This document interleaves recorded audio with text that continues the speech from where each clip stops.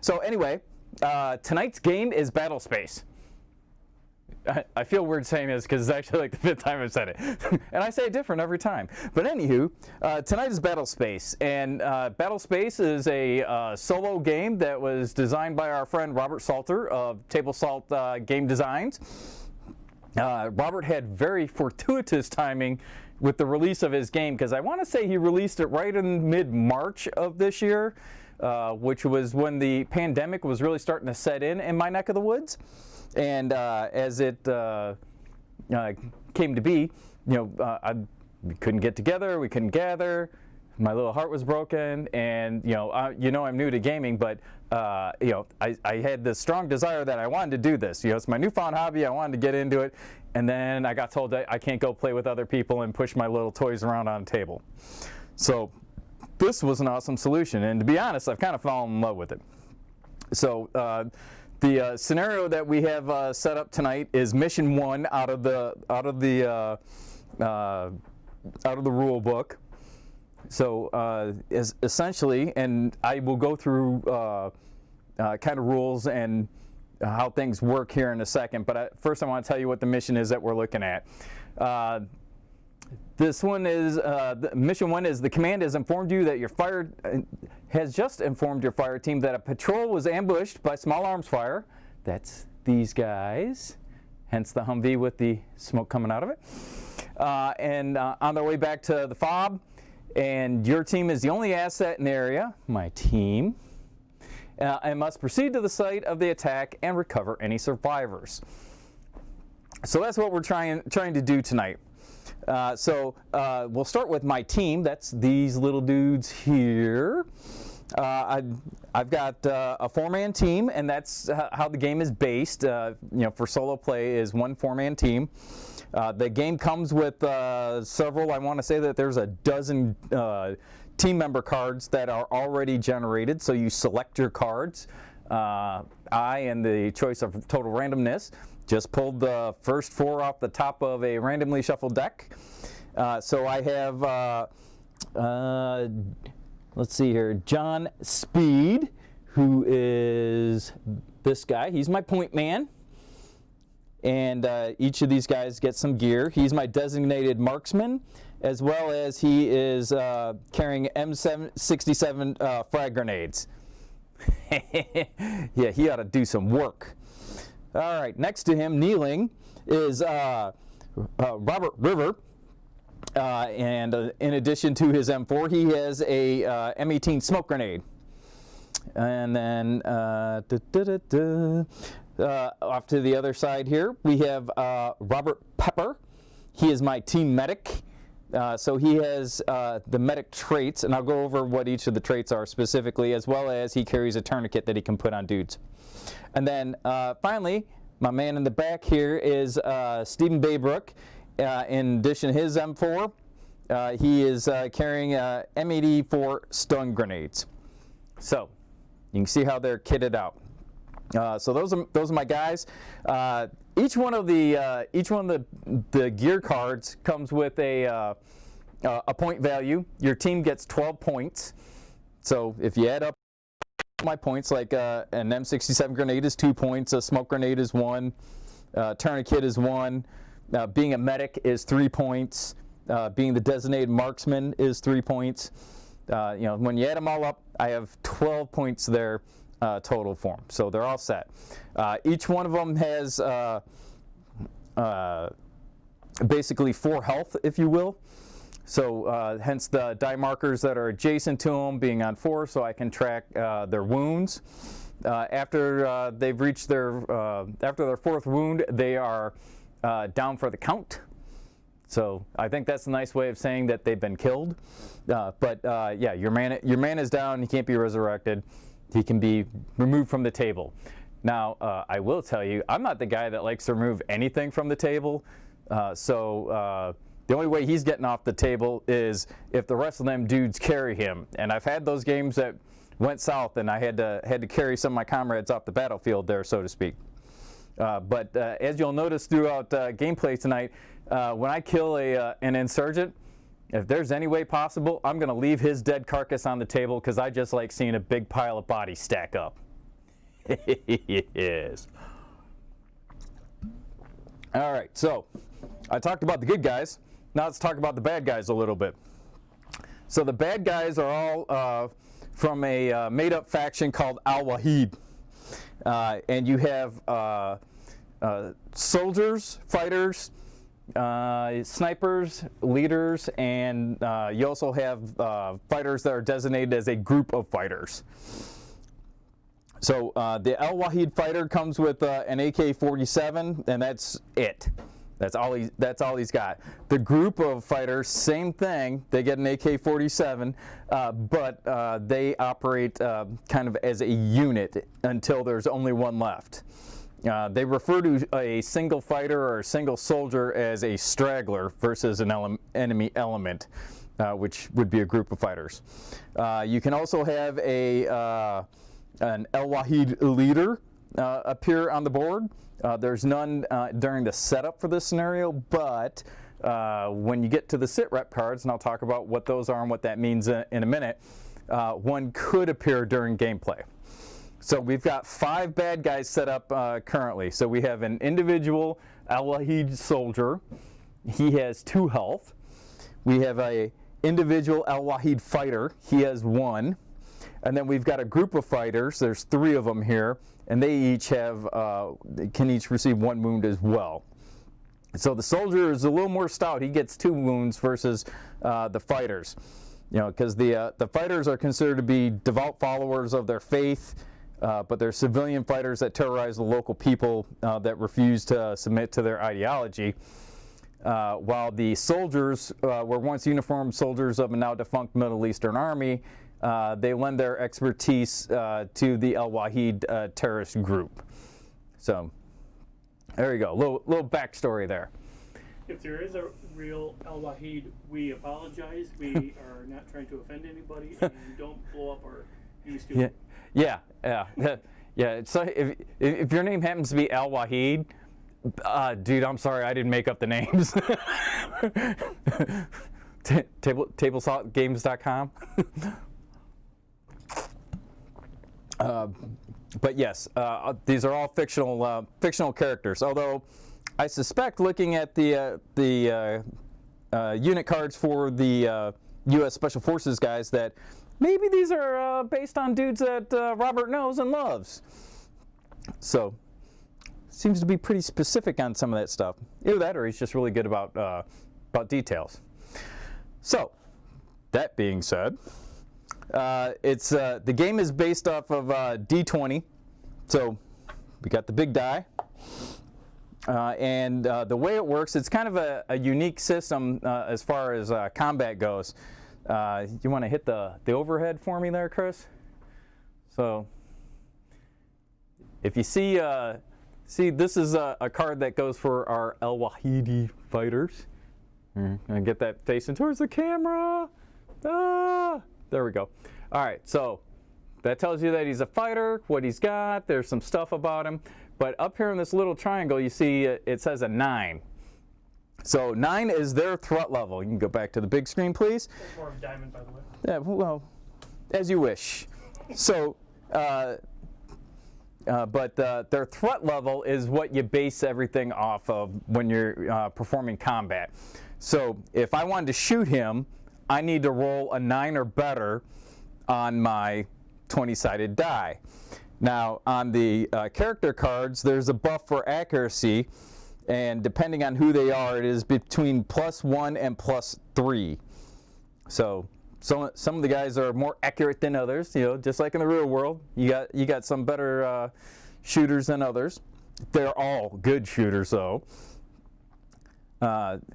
But one of the unique things about this system is when the bad guy goes to shoot at me, I need to roll higher than his threat level. So my defense isn't that he doesn't shoot or that he misses. It's more along akin that I am able to dodge his attack. So got that going for me. So if an Al-Wahid fighter who has a threat level of 9 attempts to shoot at me, I'm going to attempt to roll a 9 or better in order to dodge his attack, if that makes sense. And you'll see it as we go along, because the way the dice roll go for me, I'm pretty good at getting attacked. So there's that. All right, so the game phase, or phases, I should say. You've got the player phase, the Sitrep phase, and the clear phase. So during the player phase, that's me, I'm the player, that's when I get to do my stuff. So I can issue orders. Generally speaking, they each get 2 orders. There's a couple of caveats to that, and I'll get to those in a second. But the orders that you can use are to fire a weapon, throw a weapon, i.e. a grenade. You can tell them to move, go prone or stand up, to interact, and usually that's like when in base contact with an objective. For instance, when I get over to the Humvee and I want to check for survivors, it will cost me 1 order for a unit that is in base contact to check the vehicle, to be able to interact with it, open up the doors, so on and so forth. You can have aimed fire, which is 2 orders, so that will give you a +1 to his shooting attack roll. Generally speaking, I don't use that. That's just my own caveat. I think these guys are pretty good, and I like to be able to shoot and move. You can also spend an order to use gear, i.e. my medic has a tourniquet. To apply the tourniquet, it has to be an order. You can have them advance, where basically that's where they move twice the rate that they normally would. In addition, they can climb. So if they want to climb on top of one of the buildings, climb on top of the Humvee, go over a wall, whatever, you can spend 2 orders to climb. After the player phase comes the Sitrep phase. So there's a whole deck of Sitrep cards. And you begin the phase by drawing one of the cards from the deck. You follow whatever the instructions are on the card and immediately place it in a discard pile. Most often the Sitrep cards will tell you to activate an enemy model. And any enemy models that did not activate by the Sitrep card during that phase will also activate. The AI for the enemies here is that they will move and attack whatever soldier is in their line of sight. And then once all the enemies that are able to activate have done so, the Sitrep phase ends. The final phase is the clear phase. So this is kind of an administrative section, if you will. During this phase, you check to see if you completed any objectives, you remove your activation markers, and remove any status effects, i.e. like if I pop smoke and it's good for a turn, at the end, this is the end of the turn, you take that off. So anything that's met their duration. And then you also check for mission failure conditions. I know it's rough, right? Robert says I can fail my mission. So if all of your soldiers are downed or KIA, obviously your mission is not going to be a success. If the mission that you're playing has a term limit and it has reached its turn limit and you have not achieved your objectives, then you have failed your mission. And if all of your objectives or primary objectives were failed. Now on this one, on this particular mission, we don't really have to worry about that. But as you go through the book, and or if you create your own missions, you can set up objectives, and if they are unable to meet those objectives because the enemy already did it, the thing you had to get is gone, the bomber blew up something, whatever it is, you are not able to achieve that mission. All right. So now let's talk about movement for a little bit. All right, you want to go to the overhead again, por favor? All right, so this guy, I know he's hard to see, there we go. That is your movement card. So it's used for a couple of different things. The width of the card, you see the line across the bottom, that is 1 movement. So that's how far you can go in 1. If you were going to advance, you would go twice the distance of this card. You can also see that there's an arc on there. That's the arc and distance that you can throw an object, i.e. Hand grenades. When you're throwing your objects, you can see in the middle that there's a point of impact. So the way that works, you can go ahead and go to the big one, Chris. The way that works is it's got a drift or a scatter die built into it. So center mass of the card, you put that on your point of impact, you roll D20. If you roll a 9 or better, it hits where you intended it to hit. If you roll a 1 or a 2, it goes to the right. If you roll 3 or 4, it goes 1 or 2 goes down, 3 or 4 goes to the left, 7 or 8 goes forward, goes up, and then 5 or 6 goes to the right. Additionally, in the game, they refer to area of effect. The size of this card, so this guy here, that is the size of your area of effect. So if it says like the grenade, deals 2 wounds to everyone inside the area of effect, you put the center mass of that card where the point of impact is, and everything that the card touches is within that area of effect and receives 2 wounds. All right, so we got that. Oh, we talked about Sitrep. I will quickly go through a couple of the cards. So there's a deck of Sitrep cards. And then, Chris, if you can go to the overhead, por favor. So we'll just pull the top one out. So, that guy there. You can see it says contact. All right. All the stragglers, that's individual enemy guys, move and attack the closest soldier in the line of sight, preferring targets that don't have cover. So that's what you would do. That's your AI telling you you were going to do that. You can go to the big one, please. So there's all sorts of different ones in here. There's one that says contact front, and that's where a straggler actually enters the mission area. So this is a new guy, somebody spawning, if you will, from the nearest terrain or building feature, car door, building door, bush, etc., to the soldier with the highest initiative and attacks the nearest soldier. That's no good, right? Let's see, what else we got here? Contact rear, the enemy, whether it's a straggler or an element, nearest to the last soldier that attempted an initiative roll, moves and attacks the nearest soldier in their line of sight. There's a weather card there's a weather card in here. It'll make it go from day to night. There's a sniper card in here. So there's not a sniper on the board now, but there could be, because it'll tell you to place one enemy sniper on the highest elevation furthest from the soldiers, and then he activates before each Sitrep phase. Things could get worse. That's the weather taking a turn. That changes the threat level. It goes to a +2 if they're outdoors. If you're inside, it doesn't have any effect. There's an IED card. So threat level 9, you roll immediately. And if you roll a 9 or above, it has no effect. You roll an 8 or lower. The soldier is stepped on an IED, receives 3 wounds, and all models within the area of effect that we just talked about are knocked prone. Not good. That could mess up a bunch of dudes. So, anywho, you get an idea. There's a couple other ones in there that we haven't talked about, but we'll see what pops up.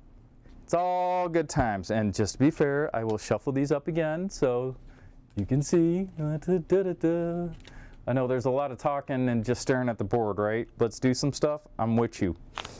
All right, and then as I go along and I play and there's something that we haven't addressed and somebody calls me on it or I am inspired to speak of it, I will bring it to the fore. But let's get this show on the road. The first thing that we need to do to activate is to roll for initiative. Now, my guys get to start. When we say roll for initiative, you're rolling for each individual soldier. So on here, on the card itself, it will tell you what the initiative for each one is. So Baybrook here has an initiative of 5. Pepper's got an initiative of 8. River has an initiative of 8. Speed has an initiative of 9. Man, you're kind of unmotivated, dude. What's up with that? But he is my designated marksman and has the fragmentation grenade, so you better not screw me on this initiative. So one thing about rolling for initiative, you have to meet the number on the card or higher, and then you begin your issuing orders and doing whatever. Should you fail to meet your initiative, you immediately draw a Sitrep card, and whatever it says on it, you do. And then then that soldier who failed his initiative does not get any combat. He gets one order, and all he can do is move. So he can't advance. That would be 2 moves, 2 orders. But he can still make 1 movement, and that's it. Because he failed to initialize.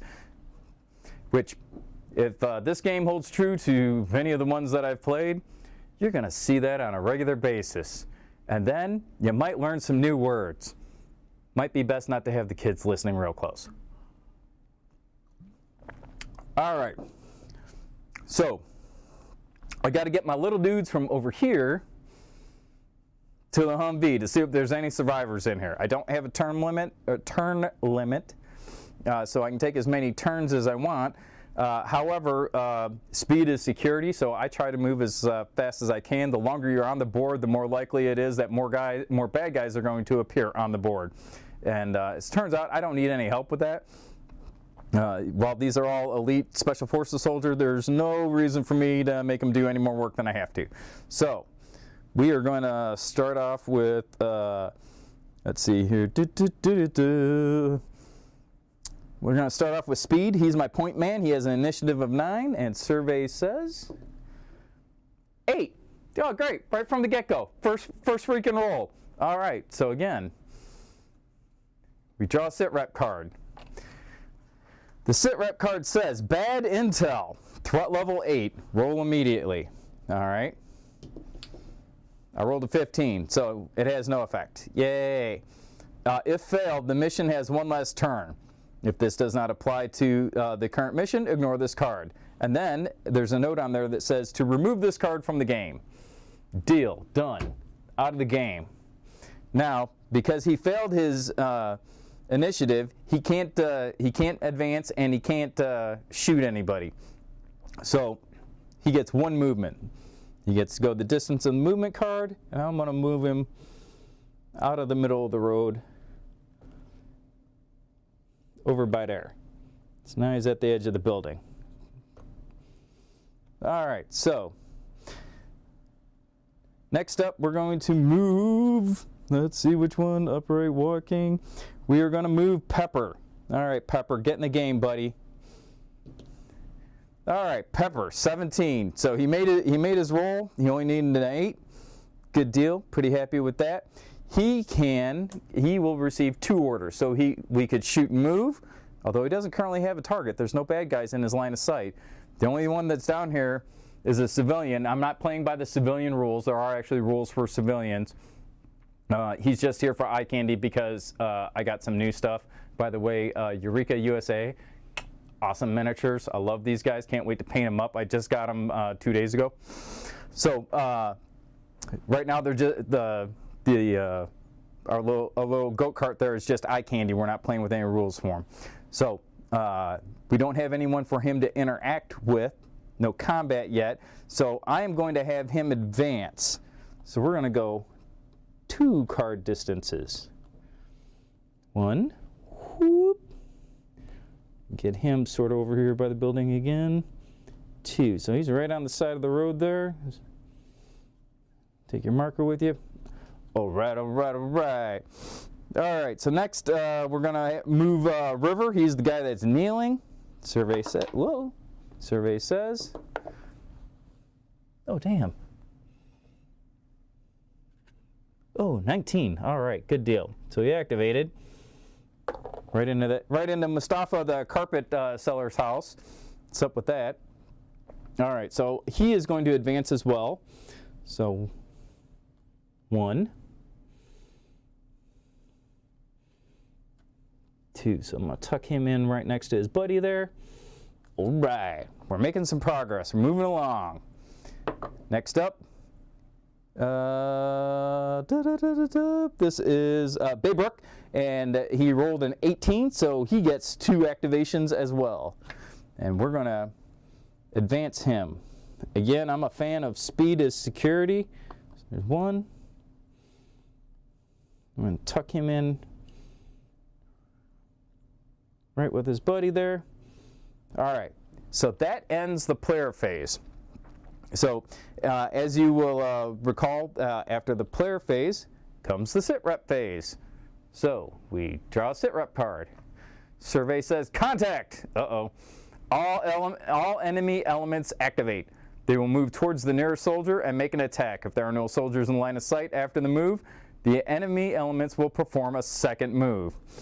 All right, so let's see here. Oh, uh-oh. Uh-oh. Look at that guy. I think... Oh, yeah, he's got line of sight on my dude that's kneeling there. That's River. All right, so he is an Al-Wahid fighter. He has a threat level of 9, so that means that he is going to attack me. And with that attack, it means that I need to dodge him. I need to move. You know, I got to show him my ninja skills, so I got to roll a 9 or better. And it's a 9. Haha, you missed. Oh, one thing that I forgot to do. So, sorry. My activation token, so I can remember who's been activated. If you're a fan of the game Dust 1947, you might recognize these activation tokens because the little one that's going on this guy is the one that comes with the core set. And these are the super fancy ones that I got from Maker's Muse for my Allied guys. But they look super cool, and I decided I'd use them here because I didn't have any other activation tokens. And the mat. So there's that. Yeah, the mat's also from a Dust starter set. If you're really interested in the table, I made all the little houses and the compound here out of corkboard. That's all scratch built. Inspiration from Matakishi's Tea House. Check them out. I will tell you that if you follow the directions, it's scaled more towards 20 millimeter than 28, so I would scale it up. I think these are a little small for 28, but you know, turns out I get to move my little dudes around them, so I'm happy. You'll notice that the vineyard, you'll see a couple of the vines from the 13 days to 13 hours table. I've also got a couple more over here. I don't know if you can see those, but you know, it's not that those are specifically in the setup. The only thing that's in the setup is the Humvee and the buildings. But you know, got to have some stuff on the table, right? Make it look cool. And then you know, I made some a little palm tree stand there as well because, well, I wanted to make a little palm tree stand. So there. All right. So he's activated. Now, let's see if our soldier. Notice I said soldier, so this is a tougher guy. He gets 2 points. Uh-oh. This doesn't look good. I think he's going to get in the game too. Oh, yeah, he's going to get some. Faux show. All right, so our Al-Wahid soldier over there has line of sight on everyone, and because my boy that is kneeling there, which is River, is closest to him, he's going to aim at him. Now he has this soldier, the Al-Wahid soldier, has a threat level of 12. So he's a tougher dude. He's got some more skills. So I got to roll a 12 or better to avoid taking a wound. Here we go. And it's an 11. Damn it. All right, so my boy has taken a wound. We'll go ahead and move that to a 3. And we'll show him as activated. Got my activator. All right, so now we got these 3 dudes. They need to activate as well. They hear all the shooting. They see that they're shooting over there. So these guys are going to go this way. So I'm going to, let's see here if I can get him to right about there. Does he have line of sight? Oh, yeah. Man. Poor River taking it on the chin, because again he's the he's the closest guy that he has line of sight, because this guy can't see my boy up there against the building, but he can see River. So because he is a fighter, he only has a threat level of 9, which means that I only need to roll a 9 or higher to avoid a wound. Survey says an 8. Ugh, River, my boy, I'm taking it on the chin. So right from the get-go, he is not having a good day. It's a good thing that there's a medic like right next to him. All right, so activation token for that guy. Now let's see if these other two dudes get in the game. All right, so I'm going to tuck this dude in right behind. All right. That dude see anybody? Oh, River. Your luck sucks, dude. All right, so River, here you go. Round 3. Survey says, hey, it's a 20. Finally. So no wound for him on that one. And that dude's activated. Bam. All right. We're going to move this dude. Let's see, where can I get him to? I'm going to tuck him in right there. Move my dice up here. Do, do, do, do, do. All right, can that dude see anybody? Oh, that dude is just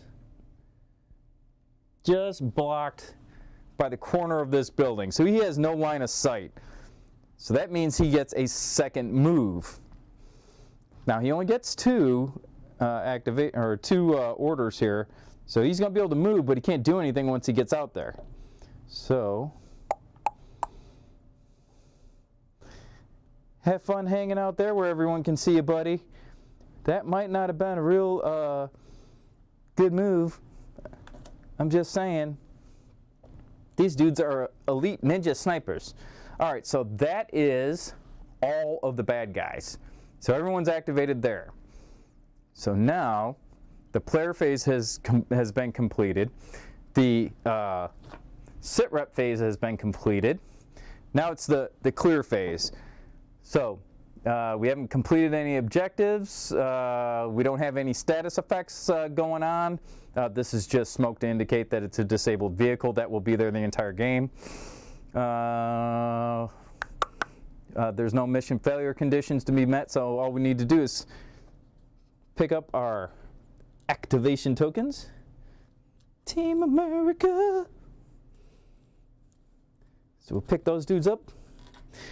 We'll pick these dudes up. And that, my friends, is the end of turn 1. Thank you so much for staying with us. I know you're all like, what is going to happen? It's very suspenseful. I agree. Will Rivers make it? Not the way that he's been dodging, because he's already got 2 wounds on him and only has 2 left. So not in the best shape there. But you know, stranger things have happened. And again, I do have a medic here. So my medic is back here, and maybe I move him up or move them together and apply a tourniquet. You know, I could, which will remove a wound. So we shall see. I think you know, really the best medicine is good tactics. So I'm a fan of let's wipe all of these insurgent rat bastards off the board. So with that being said, we're going to start turn 2, and Rivers, who's been taking it on the chin, is now going to dole some of that out. And one of the things I did not mention, but is mentioned in the rules, if on the activation you roll a natural 20 on activation, he gets 3 orders, which would be really cool because I'm pretty sure I would just have him shoot 3 dudes in the face. So let's see what we get here.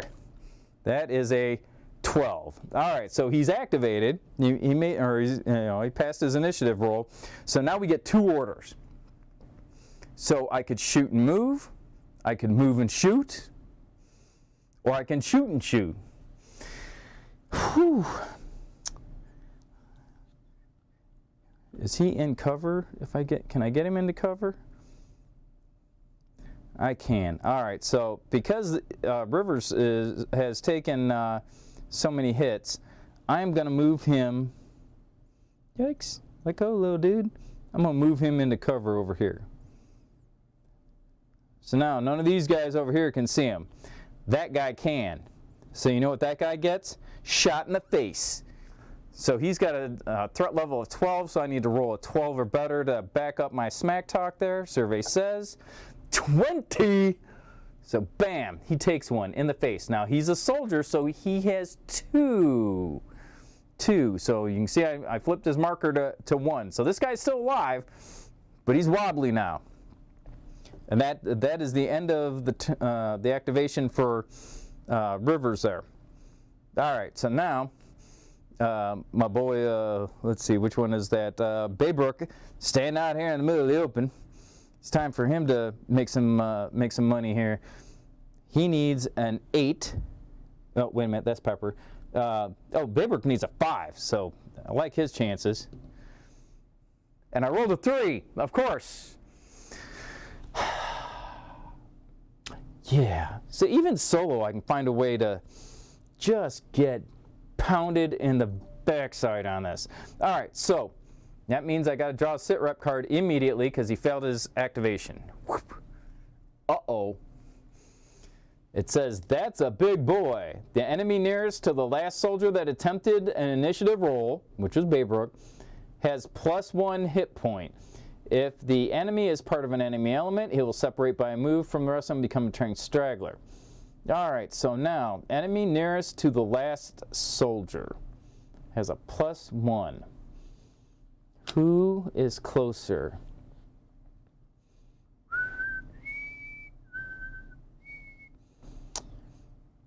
Yeah, this uses a movement card, not a ruler. I didn't bring one.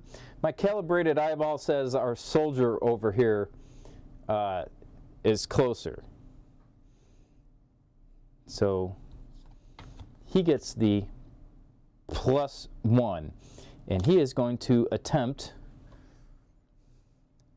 to, where did it, oh, there we go. So he's going to attempt to go ahead and put one into Baybrook. So let's see. It's a 7 + 1. It's an 8. So he is successful because his threat level is 12. So that is a, where we go, 3. And been activated. All right, now he still hasn't moved yet, so he gets his move still. So we're gonna come down here. Let's see, do we want to go in the...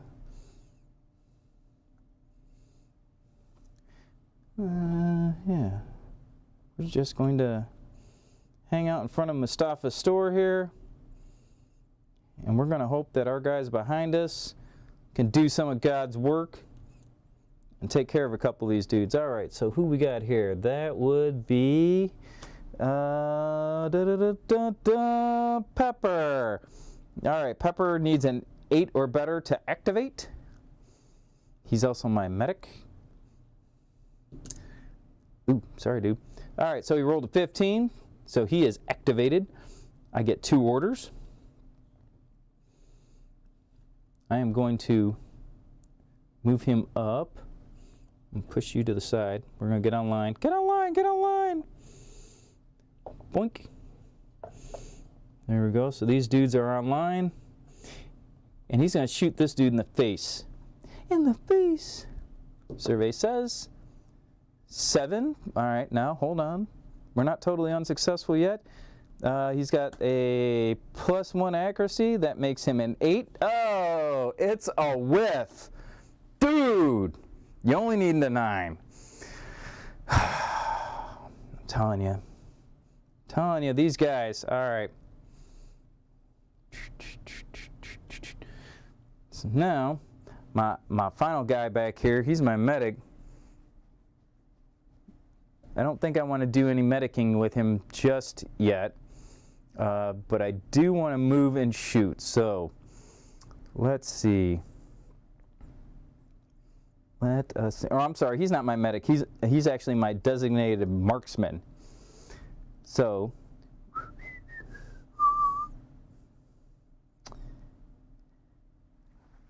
as a designated marksman, soldier is the fire team's designated marksman. He is carrying an HK-417. as his primary weapon. He may re-roll shooting attack, and the weapon deals 2 wounds. Well.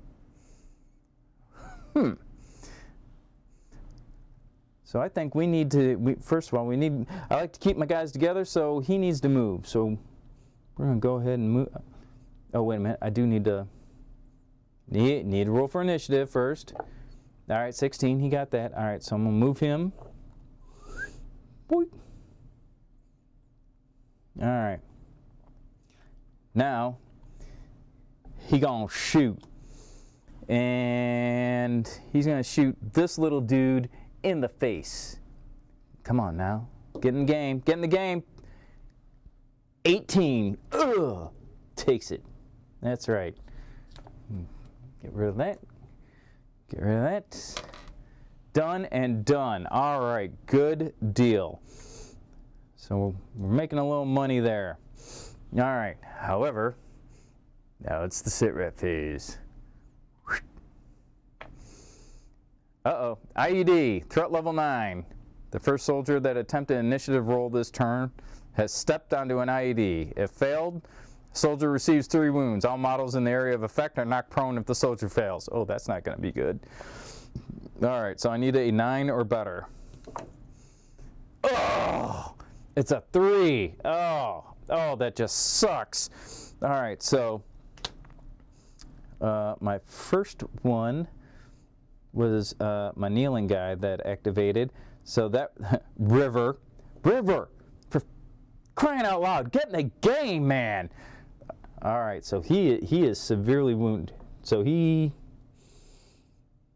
receives 3 wounds. So he is done. All right, that's not good. All right, now the area of effect. And he affects both those guys. Also not good. So those guys are knocked prone. So they're, I don't have a marker for that. I wish I did now.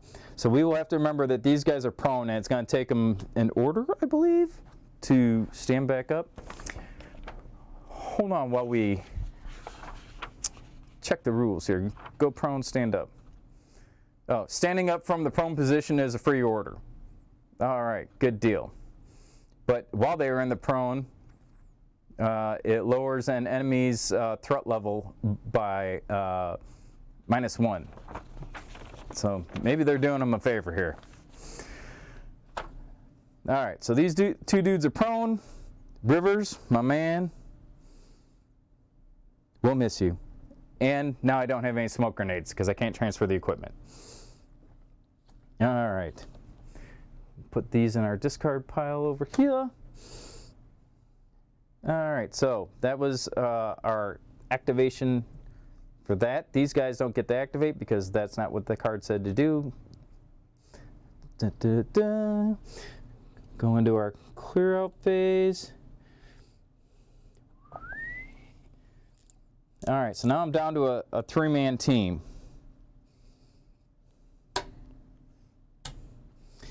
It's very disappointing. All right, Rivers. You kind of hosed us all. So now I see I'm the guy that says you got to take you can't leave a guy behind. So now I got to take that dude with me. Once again, let's refer to the rules because I believe that there is a rule specifically about that.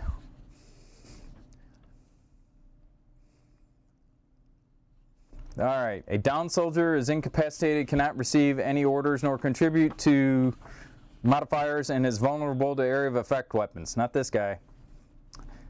Soldier can drag a downed model during his move order if they are in base contact at the beginning of the movement. The soldier dragging the downed model is then considered to be using a sidearm. Uh-oh. When he makes a shooting attack, the roll is at -3. If a soldier is dragging a down model and enters hand-to-hand combat, the down model is placed back on the ground beside the soldier that was dragging him. Yeah, so he can bust out some ninja skills and jack a dude up. All right. Well, that sucks. So,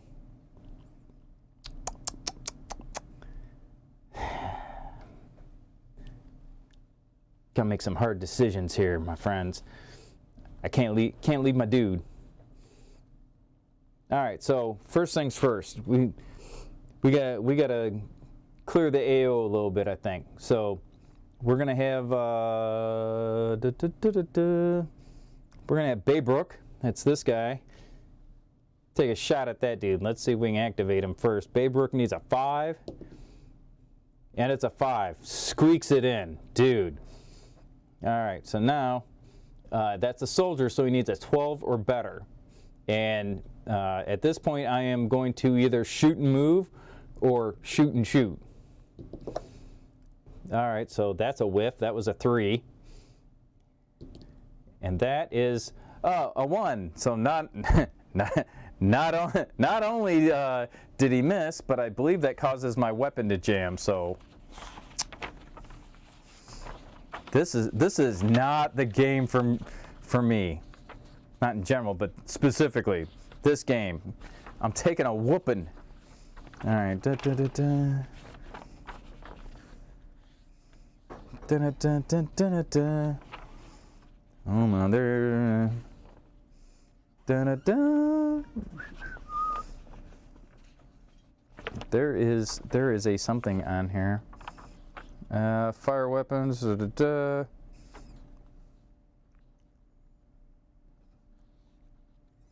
Da, da, da.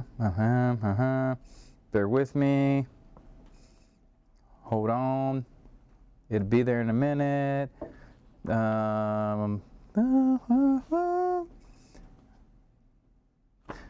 am sure that one is a weapon jam, but I'm trying to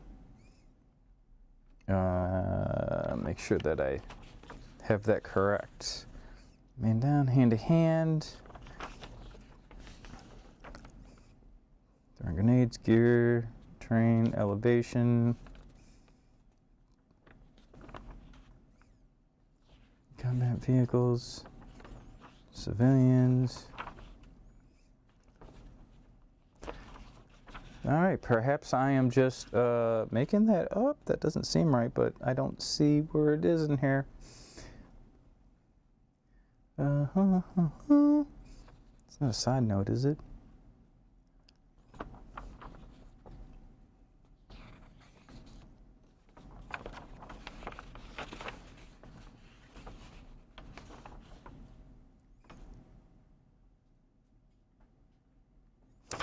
Alrighty then.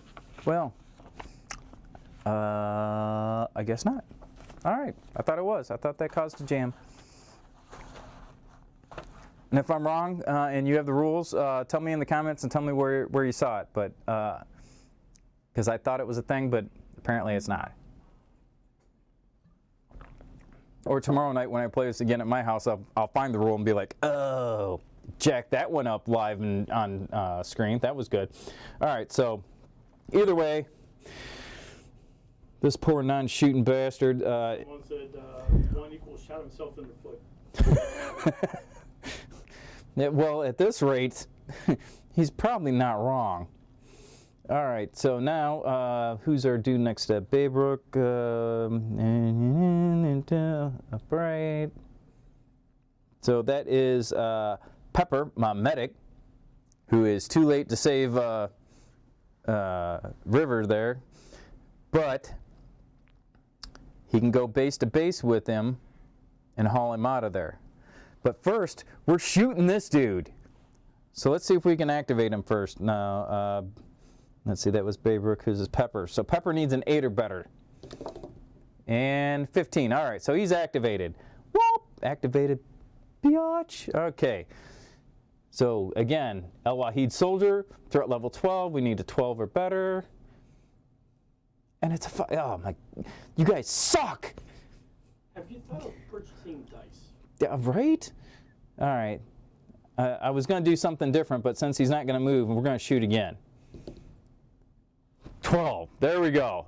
Thank you. Bam. Splits his melon. That's what I'm talking about. It's about time. Thanks for getting in the game. All right. Whew. Dear Lord. Activation token for you. All right, so he is activated. All right. And now my last man here is my marksman. So he is going to, well, first he has to activate, and he needs a 9 or better to activate. So let's take care of that. All right, 17. So he's going to come up here on line, kind of. He'll be back of the diamond, really. With those guys, he's going to shoot this dude in the face. And he may re-roll his shooting attack because he's a designated marksman. So, threat level 9, he needs a 9 or better. And it's an 11. So, whew, pow! In the face! So, no need to re-roll that one. He moved, he shot. He is activated. All right, Sitrep Phase. Whew. Contact front.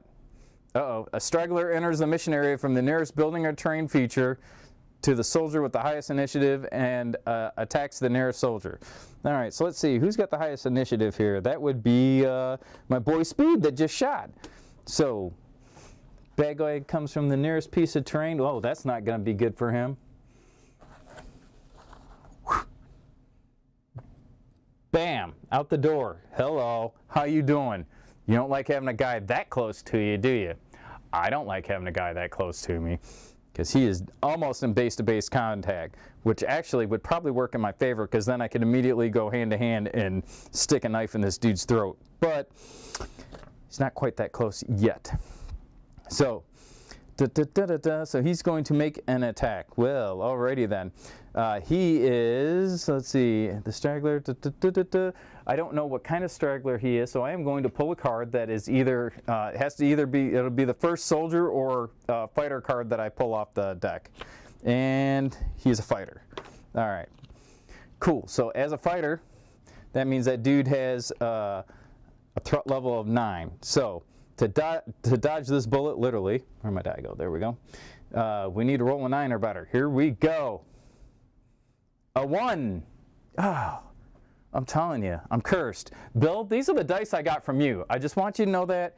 I blame this all on you, Bill. All right, so.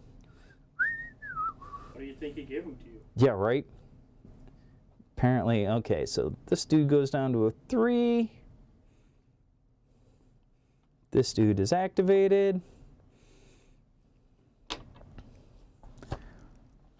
These dudes are going to hang out up here by the truck.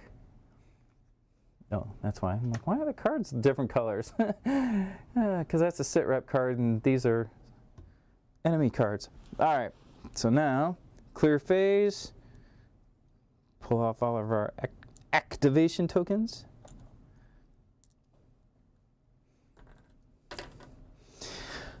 All right, boys. So, I think we got to shoot this dude, right? I mean, he is right there. And I don't know if it's wrong using a designated marksman from, you know, a 1.5 feet away, but he gets to re-roll his shooting, and, well, let's face it, we've seen how they shoot.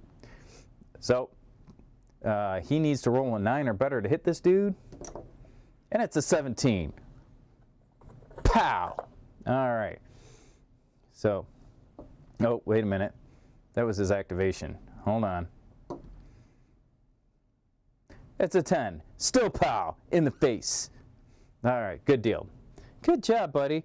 All right, so now he gets 2 orders, so I could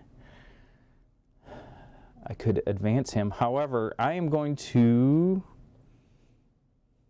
yes, I am going to advance him, I believe.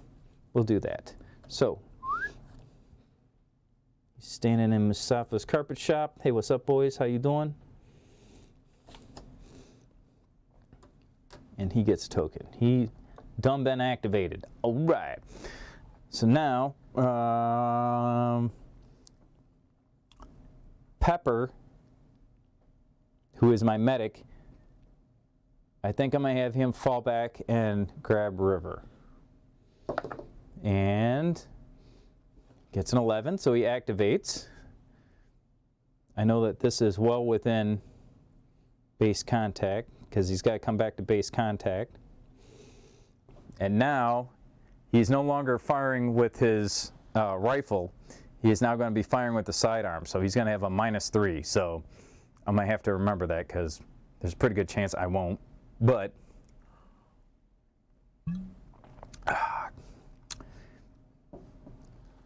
really what we're going to have him do is haul our buddy around. All right, so now he gets another move. Even though he's hauling this guy, there's no movement penalty for dragging the dude. It's just the shooting penalty. I know it's weird, right? All right. Where do I want to go with that guy? Huh? If I go way out here, I'm exposing him to dudes. I think we're just going to stack up right there, the edge of the house. Move that in there. I'm going to show him as activated. All right. So now it's Baybrook. Baybrook needs a 5 to activate. Get in the game, Baybrook. And it's a 9. So he is activated.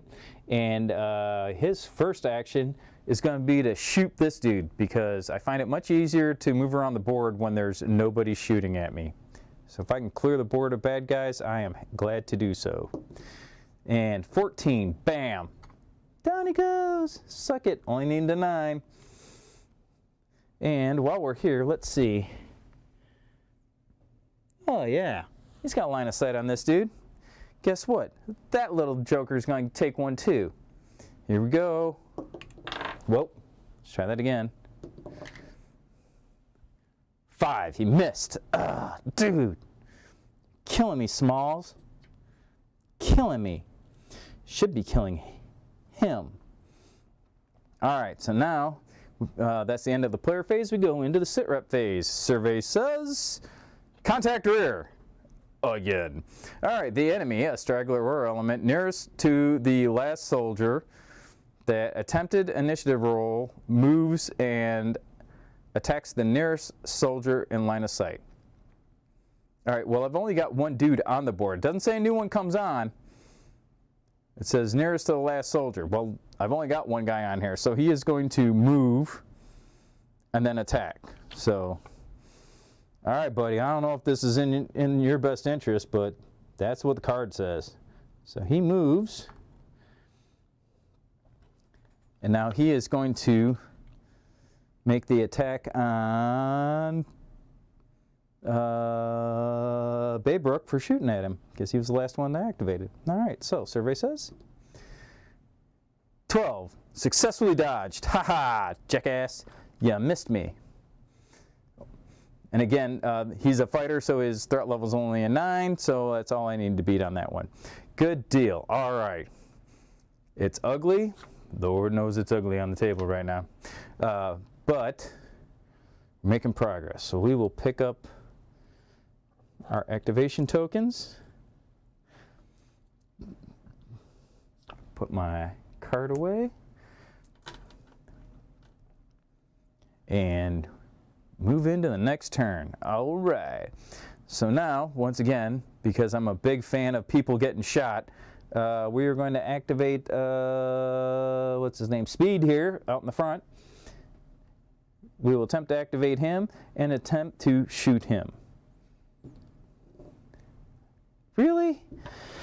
All right, so he needs a 9 to activate, and I just rolled a 5. I know, right? It's killing me. So that means I need to pull the Sitrep card right now. Contact front. A straggler enters the mission area. So this is different than the last one, because it's telling us that it's a new guy coming on board from the nearest building or terrain feature to the soldier with the highest initiative, which oddly enough is him, and attacks the nearest soldier.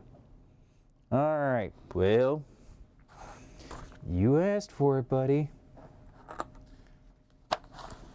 Jen, if you're still listening, still watching, this one's for you.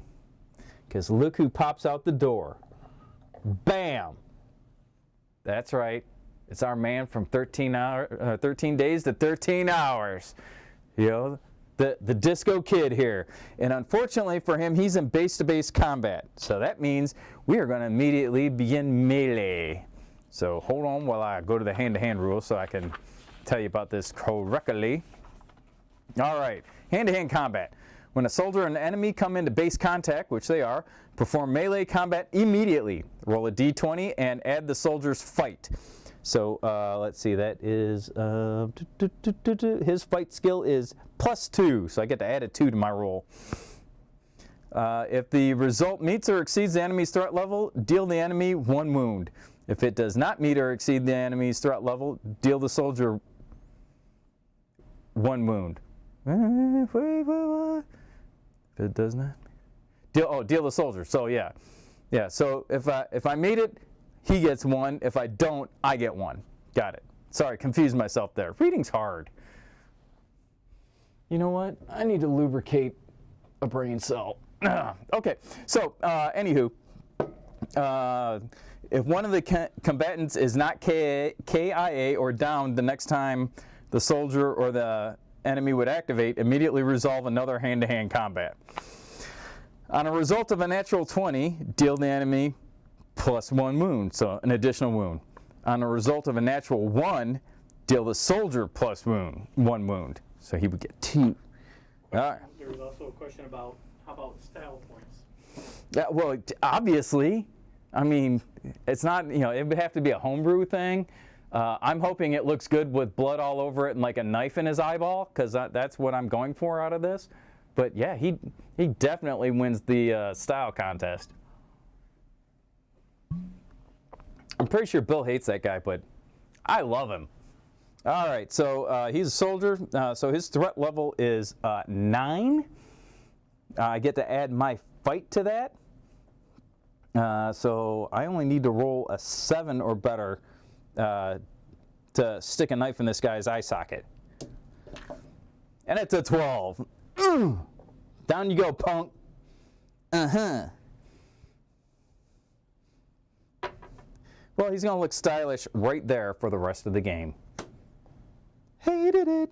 All right, so now, because my dude failed initiative, even though all of that's gone on, I still get a move. That's all I can do is 1 movement. But we're gonna have to. We gotta get the pain train rolling here. So brings him up to the corner here. Step over the dead body of his enemies. Don't worry, we'll drink the blood from his skull later. All right, and you've been activated. All right, now let's see here. I think that we should have Baybrook, that's this guy over by here, shoot this Joker in the face. So first we got to activate him. Baybrook only needs a 5 to activate, which is good because I rolled a 5. Whew, dear Lord. I tell you, and hold on, he was on 3. There we go. Doink. All right, so let's go ahead and roll for that. Oh, an 18. Boom! A fine pink mist. That's what I'm talking about. And that's the last of that band of fighters, so I'm going to remove that die and that card from the table because they are not currently needed. All right, so he made his shot. He still gets 1 more order, so I am going to have him move up here on line with his buddy. He's not quite on line. He's going to be behind him a little bit. There we go. All right. And activated. All right, so now it's time to get our medic moving there. And, or no, not our medic. I'm sorry. Which guy is this? This is my my marksman. Is it my marksman? No, it's not my marksman. No, it is my medic. I'm sorry. Got my cards confused. They all look the same. So that's Pepper. And Pepper is bringing River along with him, but that doesn't affect his movement. It affects his combat, really, because now he's using a pistol.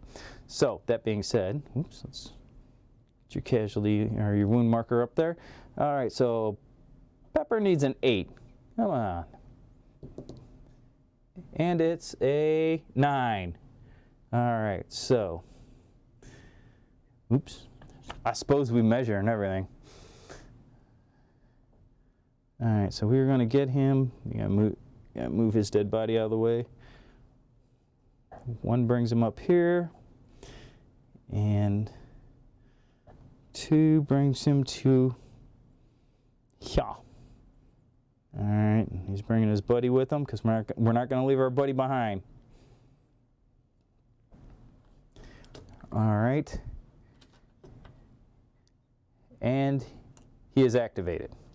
All right, even though there's no dudes on the table, it's the Sitrep phase. We still pull a Sitrep card, and let's see what happens. Survey says, contact. All enemy elements activate. Oh, that's awkward. They will move towards the nearest soldier and make an attack. If there are no soldiers in line of sight after the move, the enemy elements will perform a second move. Hey, guess what? There's no enemy on the board. That's why I like to kill them all. All right, so no effect. That ends the Sitrep phase. Go into the clear phase. We'll go ahead and pick these up.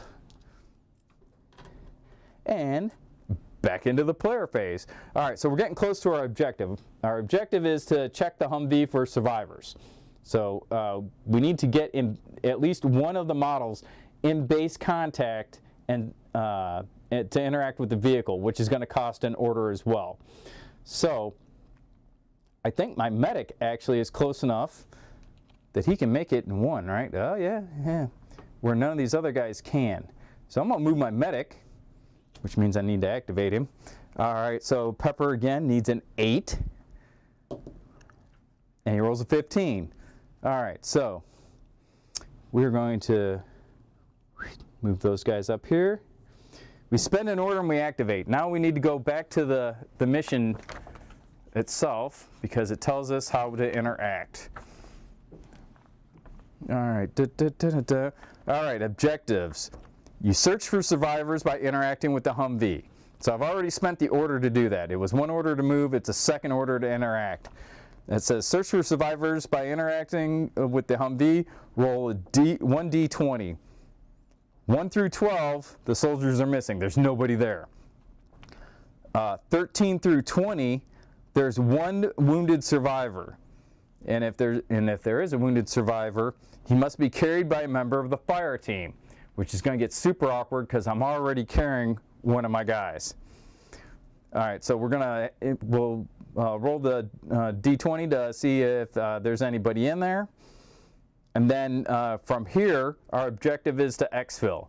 To exfil, I need to make it to this edge. So anywhere along in here, I just got to get to the edge of the board to exfil. So that's my goal. All right, so let's roll her up and see what we got. 19, so there's a guy in there. So let us, let's see here, who's a good guy? All right, it may seem super awkward, but all of a sudden, bam, out pops a French Foreign Legion guy. I know, it's weird, right? Who knew that? But, hey, that's who's in my box. So, moving along. All right, this guy, my new guy that just popped out, has to be carried. He can't move by himself. He can't. He doesn't perform any actions. He doesn't do any combat. Really, he's just a wounded guy that's a boat anchor on the rest of the fire team. So he is out. Matter of fact, I'll be fair. So he's out right there by the door. So we pulled him out, but my medic can't carry him because he's already carrying someone else. So that means one of these 2 dudes is going to have to come over here and get that guy. So, that being said, this dude is activated.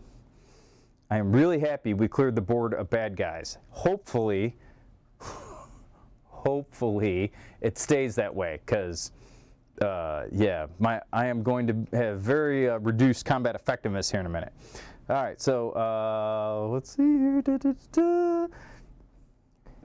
I think, can either one of these get there in one move?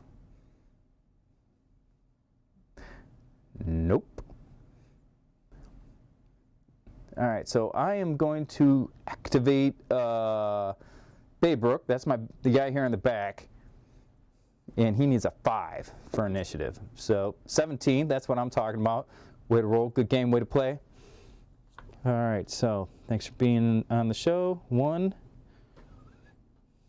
2, move you, scoot you over here. All right, so they are in base contact, and he is ready to go.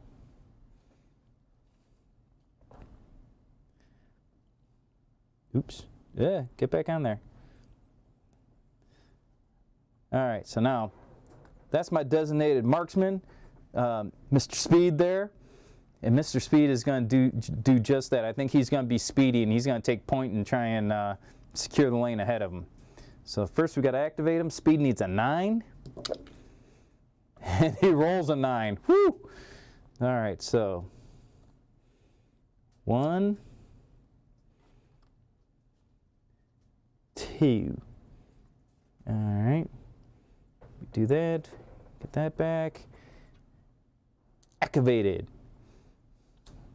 All right, now there's no bad guys on the board, but we still pull a Sitrep card because that's the end of the player phase. Moving into the Sitrep phase, survey says, contact front. Uh-oh. A straggler enters the mission area from the nearest building or terrain feature, car door, building door, bush, etc., to the soldier with the highest initiative and attacks the nearest soldier. All right, well, I'm going to say that they weren't in the Humvee because we just checked the Humvee, so that seems kind of odd. So, soldier with the highest initiative, that would be Speed, oddly enough. So he's out here out front, so we'll have a dude pop in. Where's the door at? Bam! All right, so he entered the mission area. And he's going to attack. All right, so let us see if I got to pull some cards out here to see what kind of soldier he is. All right, so I am just going to pull off the first one that either says single soldier or single fighter. And, oh no, he's a soldier, so he's a tough dude. So as it turns out, this guy gets 2 wounds because he's a tougher guy. All right, and he gets to attack my boy. And because he's a tougher guy, the point here is 12. So he's a threat level 12. I got to roll a 12 or better. 18. Haha, denied. Suck it. That's what I'm talking about. Dude, you're toast. And the one guy with a rifle is my designated marksman, and his weapon deals 2 wounds. So this could all become very important here in a minute. All right, so that ends the Sitrep phase. We'll go into our yikes, into our clearing phase. Oh no, there goes my activation token. All right, so my 2 homies back here, they're each carrying somebody with them. It doesn't affect their movement, but it does affect their combat. So they're considered to be using pistols. It's a -3 for any of their combat attacks, or any of their ranged attacks with a weapon. However, let's see here. Who's got what? My designated marksman has hand grenades. And Baybrook has a stun grenade, flashbang type deal. So maybe. All right, well, let's just do this the old-fashioned way. Let's see if we can go ahead and activate Speed there out front, who just got shot at by the guy that showed up out of nowhere. He needs a 9 or better, survey says. 15, all right, he is activated. Awesome. He's going to shoot this dude. That dude's got a 12. All right. He's got +2 on his accuracy, so really I need a 10. And it's a 12 anyway, so, and because he's the marksman, his weapon deals 2 wounds. 2 to the face. Al-Wahid soldier. Down. Tango down. That's right. I made the reference. All right. So that's only one of his orders. So he is going to move forward one movement.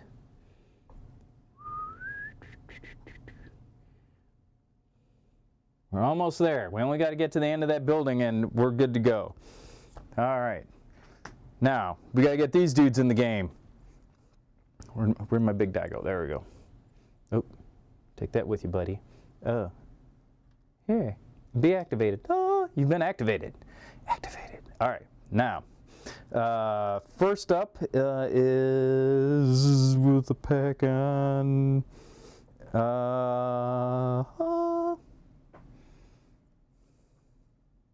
All right, so we need an 8 or better. Sitting. All right, cool. So he is going to make an advance. So that's 2 moves. 1.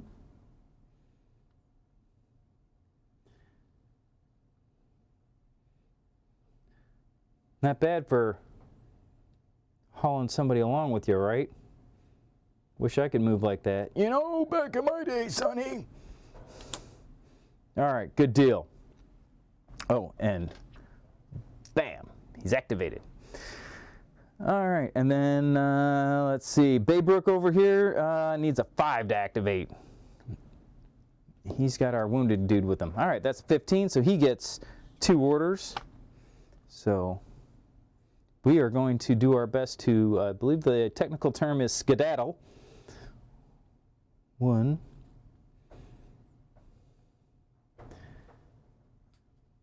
2. He's dragging his buddy with him there. And that. Bam. Activated. All right, so that ends the player phase. Good times, good times. Now the Sitrep phase. All right, come on, be weather. Oh.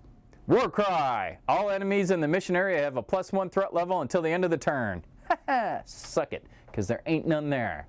And that's why you kill them all. All right. War cry, is that like a war face? Yeah, well, in this case, oh, wait a minute. Oh, I think we should do the war face, right? Yeah, if you're going to show your war face, what's it going to look like, folks? Because I think that you ought to know. It's going to look like, ah! No? Too much? I heard the sound was loud, so I didn't really want to scream. All right. Most importantly, now, you know, it's like the Mogadishu Mile, except we only need to go buildings length. So we're almost there. If we all activate, I'm pretty sure we all make it off the board this turn, which would be all right. Okay, so first up, let's see here. We'll get Mr. Speed rolling there. He needs a 9. 9 would be right because he rolls a 5. All right. So Jim, you didn't convince Jim. yeah, I know. Sorry, Jim.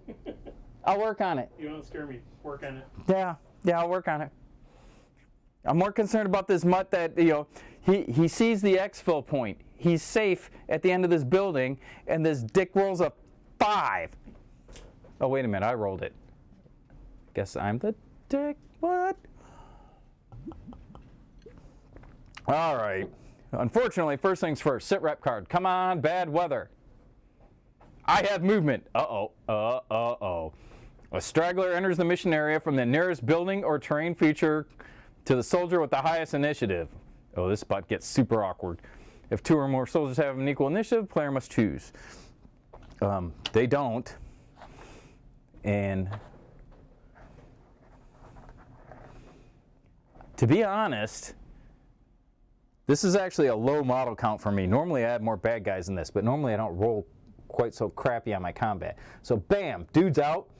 And now that we've got our bad guy out, oh, let's go ahead and decide what kind of guy he is. No, he's not a group. Oh, he's a fighter. All right, so that's a 9. I'll take it. All right. So he's going to try and shoot at my boy Baybrook there. What did I do with my... There we go. That's the one we're looking for, the big purple one. All right, so I need to roll a 9 or better to dodge his attack. And I rolled a 5. Baybrook takes one. All right, so now Baybrook has 2 wounds on him. But he gets to move. And this is where we game the system. He might not get to fight, but if I go base to base, which I have done now we get to do some melee immediately, like right here and now, in his own. All right, so for melee, I get to add his fight. His fight is plus, oh, wait a minute, that's the wrong guy. Yeah, +1. So he needs to roll an 8 or better to win this. And it's a 19. It's in the hole. Ugh. Down he goes. Ha ha, suck it. Again, I'm a big fan of making all the bad guys dead guys. All right, moving on. Next dude in the stack is Pepper. All right, so Pepper needs an 8 or better to activate. Survey says 8. Thanks for being on the show, buddy. All right. He is going to get 2 orders, and we are going to move it, move it.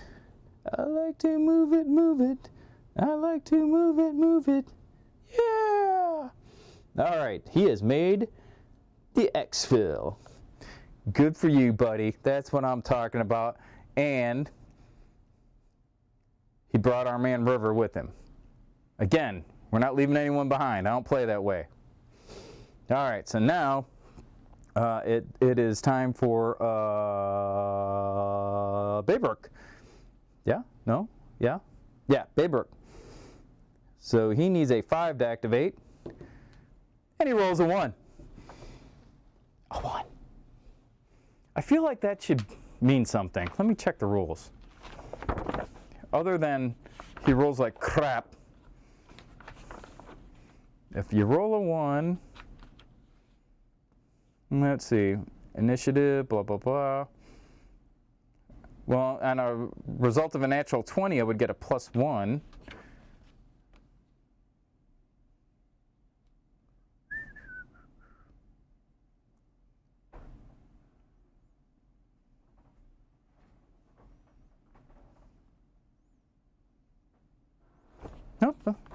Nope, nothing special. Weird, go figure. All right, however, because he failed to activate Sitrep card immediately. Survey says, oh, sniper. No bueno. Place 1 enemy sniper on the highest elevation furthest from the soldiers. This enemy sniper will activate before each Sitrep phase. When the sniper activates, staying on elevation, he will move towards the nearest soldier and attack a soldier in line of sight. This card stays in play until the sniper is KIA. Ew, that's awkward. All right, so now let me find a sniper card, because this is no bueno here. All right, so elevation furthest away. Let's see, I need a good sniper.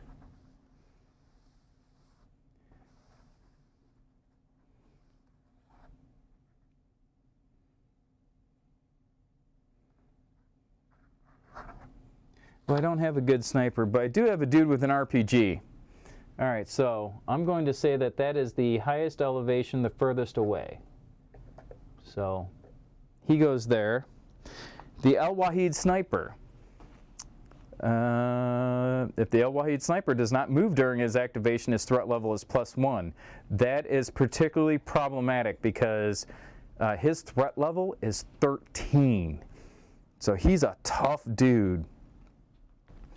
All right, so let us review the card again.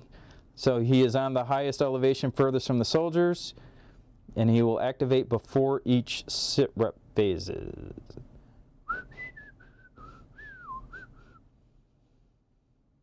When he activates, he will move towards the nearest soldier and attack the soldier in line of sight. All right, so once my player turn is over, before we go into the Sitrep phase, that dude activates, so he's not activated yet.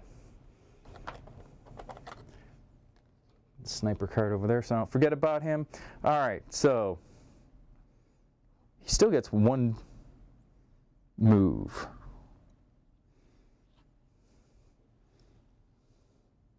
And we're going to take it. It's a drag race now that the sniper's out. Because next turn, I think I'm going to make it. However, that is the end of the player phase. So before we go into the Sitrep phase, our sniper activates, he makes his move, and now he shoots at the nearest guy, right? Nearest soldier in the line of sight. Well, he can clearly see Baybrook, who just moved. It's kind of appropriate he's shooting at you. You're the one that popped him up. All right, so we have to roll a 13 or better to dodge this guy's bullet, though. It's not looking good. That's a 5. Ugh. Baybrook takes one. All right. You are activated. Now it's the Sitrep phase. Survey says, contact rear. The enemy, straggler or element, nearest to the last soldier that attempted initiative rolls, that attempted an initiative roll moves and attacks the nearest soldier in line of sight. All right, so our sniper cannot move. He can't leave his elevation. So that means he gets to shoot. So particularly troublesome because if he does not move during his activation, his threat level is +1. So we got to roll a 14 for Baybrook not to eat another one. Not good. The only good news is that I can bring my dude back and medic him up if I need to. 12, not good enough. Baybrook takes it. All right, so he has got 3 on him now. Let us check the rules, because I'm pretty sure having 3 wounds means a little something here. Well, yeah. That's what you get for not activating, jackass. Dude wouldn't be there if you'd just activated. All right.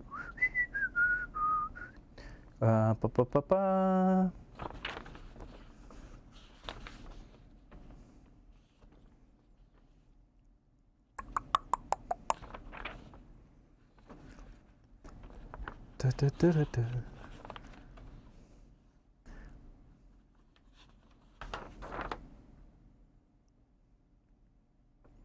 Enemy element.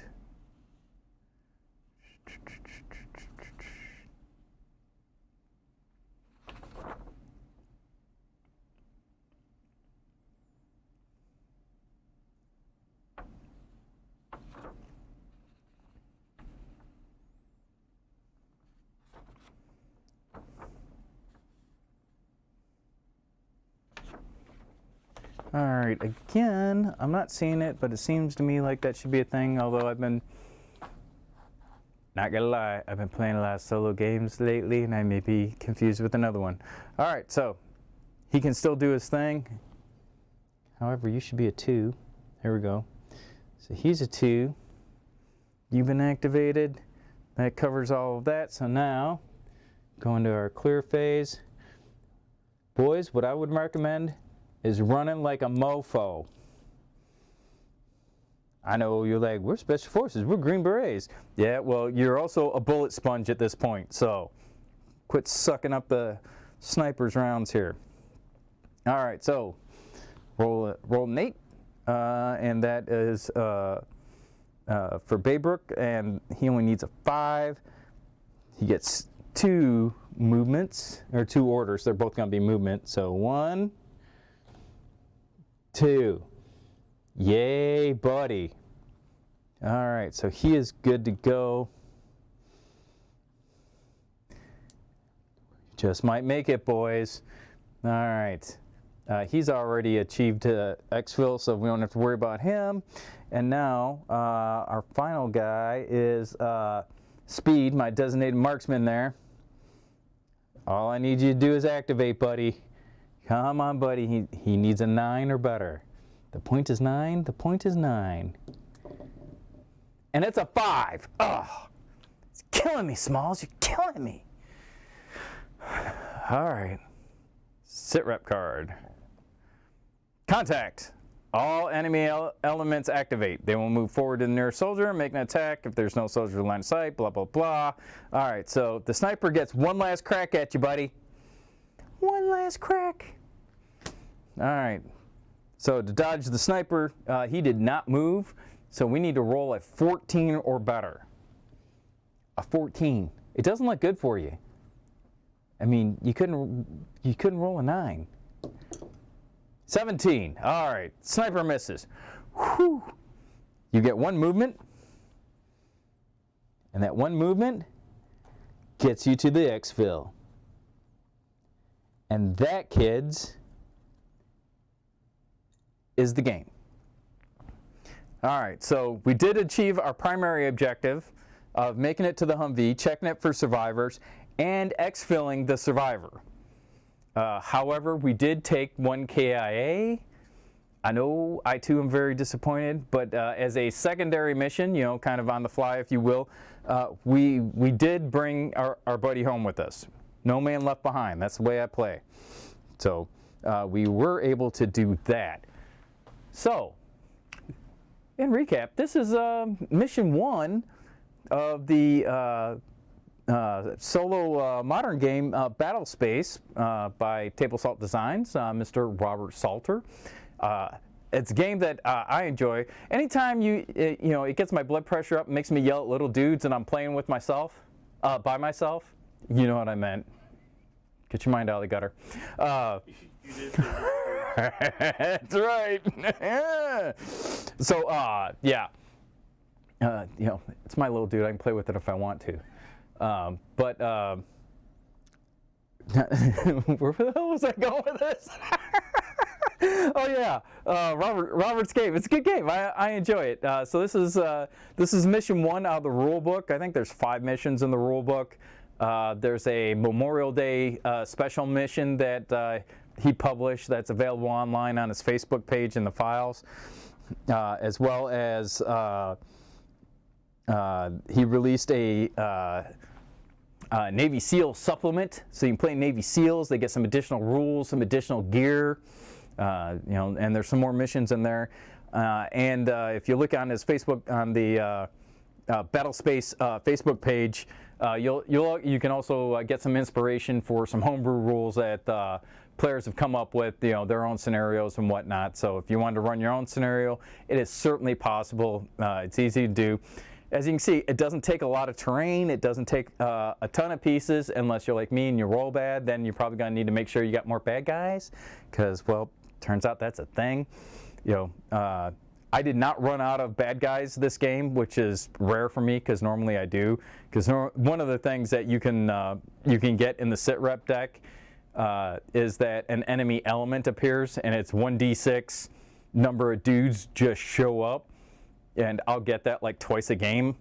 So I've got that going for me. That did not happen at all this game. However, I rolled like crap for their initiative.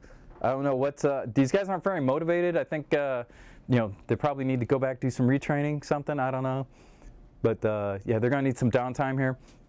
You could also run this as a campaign. And by that I mean that, you know, if I went into mission 2, I would not have Rivers available to me because he died in this one. So you would have to put a new player in there. You could also start mission 2 with these guys with the same amount of wounds that they have, or maybe bump it up one where they've recovered but not fully recovered kind of thing. You know, so that might be kind of cool. play it however you want. But it's a game that I enjoyed, and I hope that you all have enjoyed it as well. And if you have any questions, comments about it, please feel free to hit us up down below. Again, this is Marty and Chris doing our first thing. Yeah, the fourth wall over there. Doing our thing for the first time. So, if you have some constructive criticism or feedback, hey, it looks like shit, I can't stand the sound of your voice, I wish we had more of a top-down view, or whatever it is, please let us know, because this is the first time we've ever broadcast, and we're doing it by ourselves, and you really shouldn't leave us unsupervised. I think we've proven that tonight. But, we would love to have your feedback on how we could improve, because we're brand new at this. And with that being said, I thank you all for watching. I encourage you to like and subscribe to the Sitrep podcast on all your major social media platforms. We're on Twitch, Discord, Facebook, YouTube, probably others I don't know about. You can listen to the podcast on anything that has podcasts on it, I think, as well as Battle on Radio. Don't forget about that. And Donnie's doing her Christmas specials Monday, Wednesday, and Friday from 7 p.m. to 9 p.m. Central Time here in the U.S. So wherever you're at and around the world, do the math, figure out when that is. She plays her favorite tunes and shares a couple of fond stories and memories of Christmas. And with that being said, signing off, I'm Marty. He's Chris. Later. Have a good night, folks. Thanks for coming out.